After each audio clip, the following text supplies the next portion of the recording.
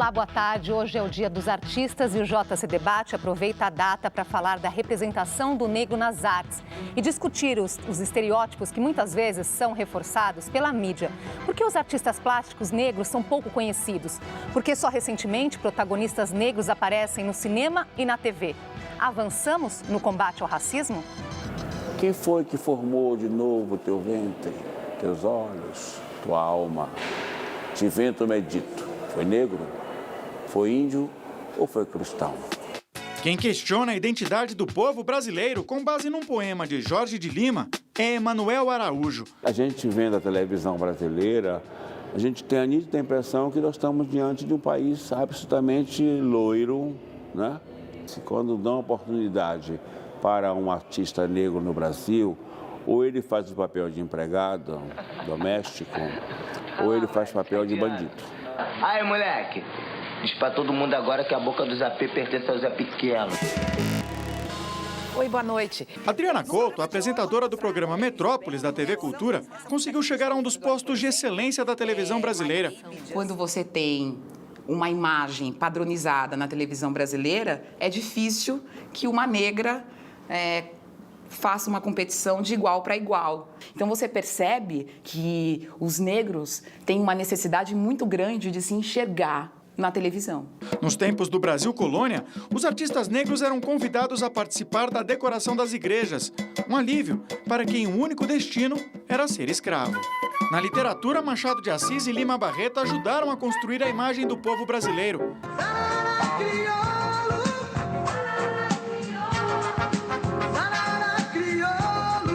Não é possível falar de música popular brasileira sem a influência do negro. Talvez o maior sambista vivo no Brasil seja Paulinho da Viola, um negro. Um grande renovador da música popular brasileira é Gilberto Gil, outro negro. E uma das maiores expressões em termos de vocalização e de composição é Milton Nascimento, também negro. Filho de branco, pela estrada, atrás de passarinho. E para falar sobre a representação dos negros nas artes, recebemos Alexandra Lohas, consuleza da França em São Paulo e palestrante internacional, o artista plástico Moisés Patrício e a produtora de artes visuais e membro do Comitê de Questões Raciais do Itaú Cultural, Jaqueline Santiago. Participe aqui da nossa conversa, você pode mandar perguntas e comentários pelo Facebook e também pelo Twitter. Os endereços vão aparecer aí ao longo do programa na sua tela. Boa tarde, muito feliz com a presença de vocês hoje aqui com a gente. Boa tarde. Nós separamos aqui uma tela, uma imagem que diz muito, né? Para começarmos a nossa conversa, né? É a obra do pintor espanhol Modesto Brocos, chamada A Redenção de Can, que ela ilustra bem o preconceito histórico no Brasil, né? Que a senhora negra aí está com as mãos voltadas para o céu, agradecendo o fato de que a filha dela nasceu mulata e o neto ali é branco. E um detalhe é que a obra é de 1895, quer dizer, anos depois já da abolição. O que essa imagem nos diz? É muito interessante. Eu descobri essa imagem no Museu Afro-Brasileiro durante uma visita com a Juliana Santos. E ela começou a me explicar o quanto a narrativa existe já desde a Bíblia, inferiorizando o negro. E hoje, sem nos dar conta, o fato de ser sempre inferiorizado de uma maneira subliminal faz que tem toda uma cultura que tem a ver com o embranquecimento do Brasil. E esse é muito, muito forte na cultura brasileira, mas é tão subliminal que as pessoas não se dão conta o quanto esse sobrevive. Se você olhar no Museu Afro-Brasileiro, e vimos o Emanuel Araújo agora mostrando o quanto o estereotipo fica criando clichês. E esses clichês trazem consequências. 85% das crianças negras de menos de 5 anos escolhem a boneca branca como a linda e a boazinha e a negra como a feia e a má. E dentro dessa imagem, no fato de celebrar para essa avó negra de ter tido um neto branco por ter ela tido uma morena, e não mulata, porque mulata é uma palavra muito preconceituosa, que vem da palavra mula, e a mula é uma mistura de um cavalo com um burro. Então, essa palavra já não é legal. Mas essa morena, essa mestiça, então tive um filho com esse português. E supostamente, porque o quadro é feito por um pintor espanhol, mas assim, isso relata muito bem o quanto está enraizado na cultura brasileira essa coisa de melhorar a raça. Sim, e isso me incomoda muito. Moisés, quer dizer, em um quadro nós olhando para ele, falando, mas isso é uma questão do passado? Que mudanças tivemos nesse sentido, assim, de lá para cá? Poucas mudanças, pouquíssimas, né? Porque essa mesma política da invisibilidade, de uma mistura violenta, de uma miscigenação violenta ainda é impregnada e é implementada hoje em dia, né? Você percebe esse movimento acontecendo em todos os lugares, né? Tanto na invisibilidade que se tem nos jornais, nas exposições, mas também no próprio mercado, né? Onde que a gente não encontra produtos específicos, por exemplo, para uma parcela, que é a maioria. E aí você percebe o quanto que é pernicioso esse processo de embranquecimento e quanto que ele está ativo ainda hoje em dia. Jaqueline. Eu acho que fala muito sobre essa questão da representatividade da identidade, né? Todo mundo quer se parecer com aquilo que é demonstrado, que é representado, que é bonito. E eu acho que nos dias atuais a gente ainda vive muito dessa representatividade que está posta aí neste quadro. Porque as pessoas, e não tem nem como a gente falar que o negro não se aceita, né? Quando um negro, ele de certa forma, glorifica o fato de ter alguém, né, um filho, né, branco, porque ele não vai sofrer as mesmas questões, é exatamente por todo esse processo massivo que o negro passa dentro dessa sociedade de repressão, de falta de identidade, e que ele não quer que o seu filho, né, que a sua geração continue passando por isso. Então, existe um reforço de não ter essa representatividade. A gente não se vê, né, ainda perante a mídia ou outros canais, o que isso reflete automaticamente no dia a dia. Nós falamos, né, começamos falando da questão da representação do negro nas artes, mas por outro lado, e o negro como protagonista, ele como artista, como é o seu caso, né, Moisés? Nós estamos aqui vendo, está ilustrando aqui o nosso programa, vários quadros, várias telas de negros, né? O quanto eles são valorizados, né? E nós vemos aqui uma diversidade muito grande, né? Sim, hoje se percebe-se um movimento maior, uma presença maior do negro nessa discussão, né? Que é o que compõe essa matriz cultural brasileira, né? Até há pouco tempo essa presença, né, nessas discussões era praticamente impossível de ser notado, né? Mas hoje em dia, cada vez mais, os jovens artistas têm exigido esse protagonismo e têm desenvolvido seus trabalhos a partir desse senso, dessa luta comum, né? Que é justamente ter o seu protagonismo reconhecido e aí a tua história é contada por eles mesmos e estamos nesse processo. Qual é o caminho para chegarmos lá, Alexandra? Eu acho que ainda também se está melhorando, é muito fraco, no sentido de que o Brasil é o país que tem a maior população negra do mundo, depois da Nigéria. Então, o que me incomoda é entrar dentro de qualquer museu e não ver 50% ou mais de produção artística feitas por negros. E eu vejo que só o Museu Afro-Brasil, que também está experienciando dificuldade econômica, assim, para mim é um dos museus mais interessantes na cidade de São Paulo, mas as pessoas, até mesmo o próprio negro, não vai muito nesse museu. E lá tem toda uma essência, uma riqueza de informação e de conhecimento que não só o negro precisa conhecer, mas os brancos também, para nos enxergar de outra forma e enxergar o quanto a cultura africana, as diferentes culturas africanas fazem parte da cultura brasileira, mas são assimiladas como brasileiras. Mas quando se fala da Oktoberfest, sabemos que é da Alemanha. Quando falamos da festa junina, sabemos que é da Espanha ou da Itália. Mas o carnaval, a samba, tudo isso é considerado brasileiro. Mas não, a raiz é afrodescendente. Então é interessante ver o quanto a cultura brasileira é uma mistura de muitas culturas afrodescendentes. E o quanto essa riqueza hoje, para combater isso, precisamos iniciativas como, por exemplo, a exposição que está no Rio, Identidade, e essa exposição que está mostrando negros em papéis de protagonismo.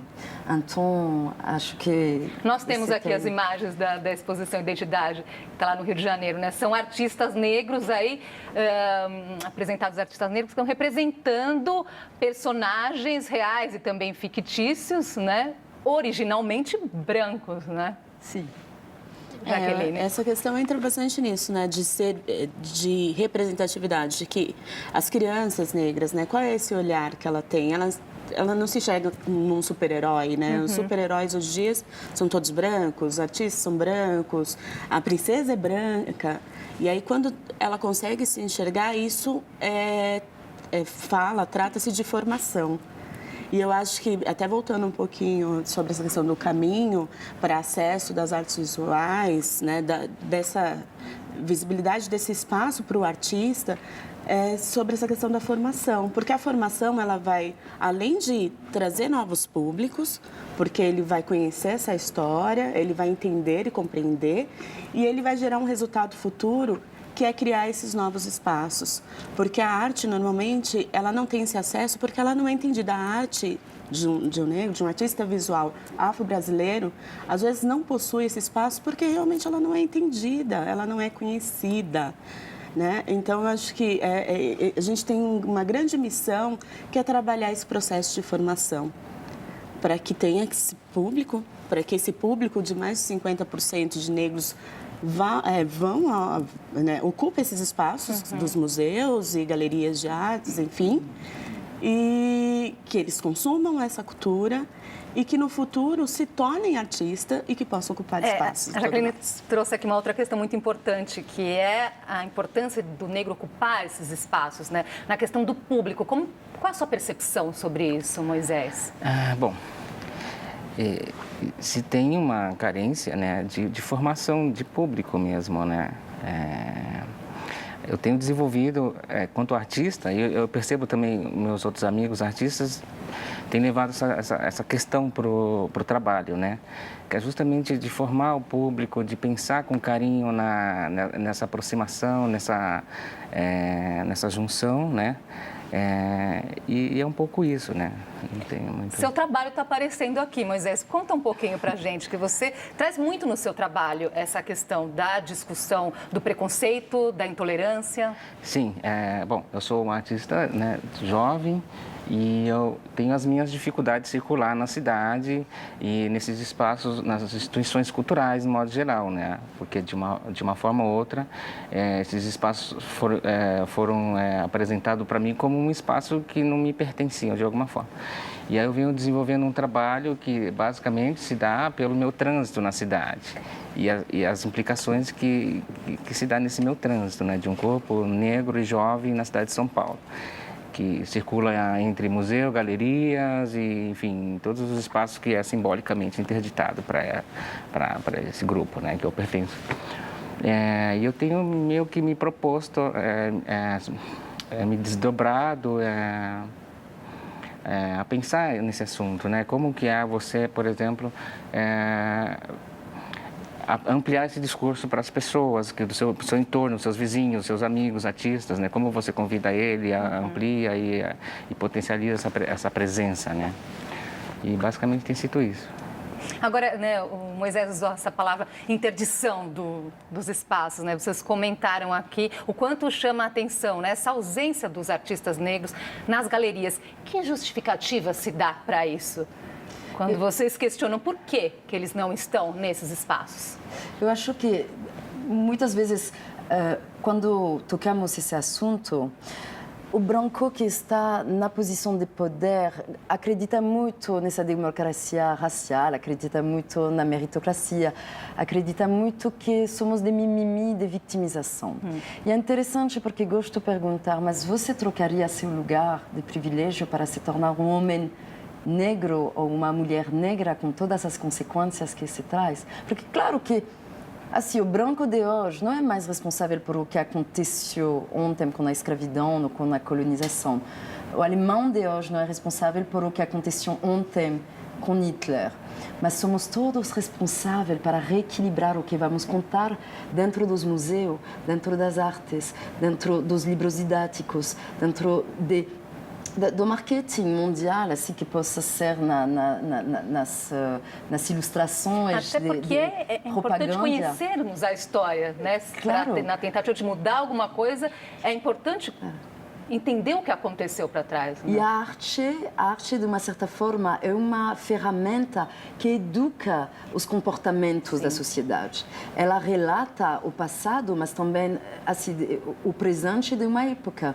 Então, é interessante enxergar o quanto podemos manipular, através dessa narrativa, toda uma inferiorização de uma população que é negra. Mas se somos todos iguais, então precisamos estar tratados com as mesmas oportunidades. Sim. E hoje o problema dos artistas negros é que eles não têm essas oportunidades de poder entrar nas galerias de alto padrão, de estar nos museus, de estar... Assim, são gotinhas de diversidade. Ainda é muito frágil, muito... Assim, é muito pouco ainda, muito tem pouco. Um caminho muito longo, né, pela frente. Nós vamos fazer uma pausinha aqui na nossa conversa e a gente volta já.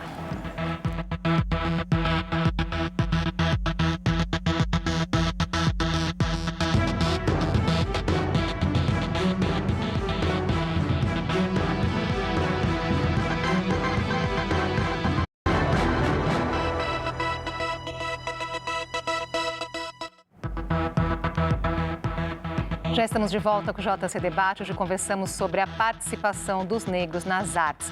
Com a gente, Alexandra Lohas, consulesa da França em São Paulo, o artista plástico Moisés Patrício e a produtora de artes visuais e membro do Comitê de Questões Raciais do Itaú Cultural, Jaqueline Santiago. Jaqueline, Itaú Cultural vem realizando aí uma série de palestras, né, justamente sobre esse assunto. A próxima agora vai bem assim, em cima do que nós estamos aqui conversando, negro nas artes. Sinal de que é preciso, sim, trazer esse assunto. Sim, nós tivemos 3 encontros, que foi comandado até por Rosana Paulino, que é uma artista incrível, que é educadora, é artista, é pesquisadora, enfim.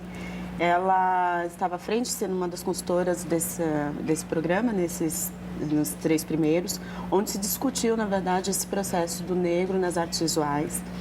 E aí traçou um pouquinho desse processo histórico. O nosso programa está dividido sempre em 3 encontros por área de expressão, onde o primeiro encontro a gente traz um contexto histórico, porque se vê essa necessidade da formação mesmo. A gente recebe muitos estudantes nesses encontros e nas falas a grande questão que eles tocam é exatamente isso. Eu não conhecia esses artistas, eles não são citados, né, na formação. A gente não estuda isso no Brasil. Então a gente tem sempre um primeiro encontro que fala um pouco da formação e 2 encontros que são para debates e discussões. Então já se passaram por lá nesses últimos 3 meses Renata Felinto, Dalto Paula, Sidney Amaral, Arthur e João Timoteu. Isso, tem vários artistas que têm passado por lá para discutir essa questão. E, além de apresentar o seu trabalho, é discutir realmente esses espaços e como pode se dar um novo olhar de curadoria e de como pode ser feita uma circulação. E, além disso, para o final, agora em dezembro, a gente está programando uma exposição para abrir espaço para que esses artistas possam ocupar esse espaço. Reunir tudo que foi colhido ao longo do ano de 2016, né? Porque a gente vem tratando sobre artes visuais, entramos também em artes cênicas, focada no teatro, e vamos finalizar discutindo o audiovisual e fechando com essa exposição em dezembro, que é uma das coisas assim, que ficamos muito felizes de poder realizar, porque é o fechamento de um ciclo, né? Você debate, mas você precisa também de trazer o espaço, de materializar isso. Então, é a partir disso que a gente pensa. Agora, qual que tem sido o papel das escolas para levar para dentro da sala de aula esses assuntos que nós estamos colocando aqui? Porque eu imagino que tudo começa ali na base, na criança, não é, Moisés? Sim, a formação, né, é fundamental, né? E esse período da infância é quando você vai se formando, né, e compondo, e fortalecendo a sua identidade, as suas referências, né? Após a implementação da Lei 10.639, né, esses assuntos, esse tema tem sido desenvolvido com mais tranquilidade na escola, né? Até porque os artistas têm sido mais consultados tanto para oferecer material como... De tratar de assuntos relacionados à África, é isso? Relacionados, que você se refere, né? Exatamente, à África e, enfim, à cultura indígena no modo geral, né? Mas o caminho é esse mesmo, se considerando que o Brasil tem essa contingência enorme de negros, evidentemente nas escolas públicas também essa formação ela acaba se dando de uma forma mais rica quando você implementa esses assuntos que são fundamentais. Alexandra? Acho ainda muito pouco. Não temos referências dentro dos livros didáticos do trabalho de Benedito José Tobias, do Benedito José de Andrade, do Rubem Valentim, do Mestre Didi, mas tampouco temos desses artistas, tampouco dos engenheiros como André Rebouças, como Teodoro Sampaio. Então, temos poucas referências. Temos talvez o Machado de Assis, que foi citou muito aí que são várias ruas aqui de São Paulo, por exemplo, né? Citou Rebouças, Teodoro Sampaio. Será que se perguntarmos para as pessoas, né? Elas têm ideia de que foram negros e que tiveram um papel importantíssimo na nossa história, será? Não, e é o que me chocou, porque o marketing do Brasil lá fora é que vocês têm uma democracia racial e uma miscigenação e que está tudo resolvido. E o que me chocou quando eu cheguei no Brasil é ver o quanto faltava esses 50% de protagonistas negros dentro dos desenhos animados, onde se formam os valores para as crianças. Achamos que é um detalhe, mas a verdade é de 0 a 6 anos que a criança vai estabelecendo suas próprios valores.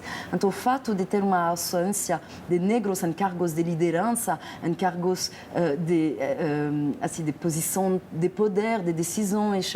Então, hoje precisamos, claro, ver através dos desenhos animados, das novelas e dos reality shows, que infelizmente esse educa as pessoas, a população, porque é o espelho, a televisão é o espelho da sociedade. Precisamos mesmo ver protagonistas negros, um governador negro, temos que ver uma juíza negra, médicos negros, sabe? E não gotinhas de diversidade. Temos que ter mais de 50%, que é a verdadeira população do Brasil.